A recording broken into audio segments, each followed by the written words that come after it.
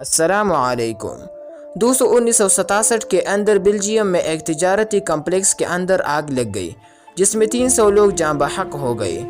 اس وقت سعودی فرمانروا شاہ فیصل بن عبدالعزیز آل سعود بلجیم کے دورے پر تھے۔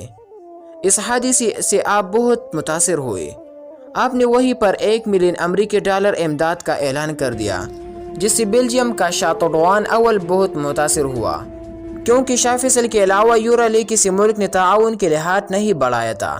چنانچہ بلجیم کے حاکم نے شاہ فیصل کی اس سخاوت کا بدلہ چکانے کے لیے کہا کہ آپ جو کچھ اس وقت مجھے حکم کرے میں اسے دینے کے لیے تیار ہوں۔ یہ دیکھ کر شاہ فیصل نے اپنے کے لیے کچھ نہ طلب کر کے ایک مسجد اور اسلامی مرکز کے لیے جگہ کی درخواست کر دی دوستو، تاکہ ملک میں موجود مسلمان وہاں عبادت کر سکے اور دینی تعلیم حاصل کر سکے۔ چنانچہ شاہ بلجیم نے دارالحکومت بروکسل ہی کے اندر ایک بڑی جگہ الاٹ کر دی، جہاں ایک بڑی سی مسجد اور اسلامی مرکز بنوایا گیا۔ ساتھ ہی شاہ بلجیم نے اسلام کو بھی سرکاری دین کا درجہ دے دیا، اور دوستو اس وقت وہاں 7 لاکھ سے زائد مسلمان پائے جاتے ہیں، اور وہاں عیسائیت کے بعد اسلام دوسرا بڑا دین مانا جاتا ہے۔ شاہ فیصل کا یہ وہ کارنامہ ہے کہ اس وقت بلجیم میں مسلمانوں کو ہر طرح کی آزادی ہے۔ صرف دارالحکومت بروکسل میں 300 مساجد موجود ہے۔ وہاں کی نصاب تعلیم کے اندر دینیات میں اسلامی تعلیم بھی شامل ہے۔